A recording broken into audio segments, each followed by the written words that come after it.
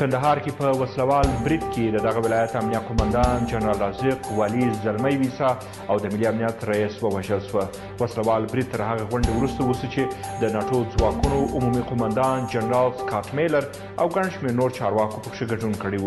سرچینه وایي چې په برید کې د کندهار ملي ټلویزیون خبریال هم وژل شوی او د والي د ویان په ګډون یو شمېر نور کسان ټپیان شوي دي. د برید مسؤلیت طالب وسلوالو منلی دي.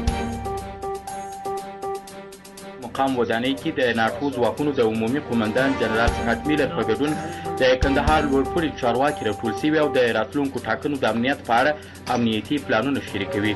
خو تر غونډې وروسته د خپل ډول لومړۍ پیښه رامنځته کیږي. یو امنیتي سرچینه وایي چې د یادو چارواکو د ساتونکو له ډلې څخه یو تن د چارواکو د مخشې په ځای کې پر یادو چارواکو برید وکړ. سرچینه وایي چې برید کې د کندهار امنیه قومندان جنرال عبدالرازق، د کندهار والي زلمی ویسا، د کندهار د ملي امنیت رئیس جنرال مومن او د کندهار محلي ټلویزیون یو تصویر اخیستونکی وژل شوي او یو شمېر نور کسان چې تر اوسه کره شمېر نه دي معلوم ټپیان شوي دي.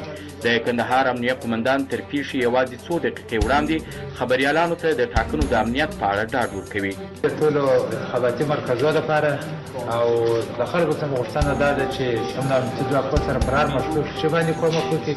ټول امنیتي ځواکونه د یو همغږي په شکل په ټولو مرکزو کې دي او د انتخاباتو د کمیسیون سره په هماهنګۍ سره په مخ ته ځي.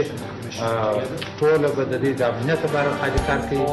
د خلکو څخه غوښتنه دا ده چې ښه په پوره پیمانه راشي، په خپل رایې استعمال کړي او د خپلې خوښې قاضي ته چې دا انتخابات د دې لپاره مهم دي، نو چې دوی راشي ټوله په امنیتي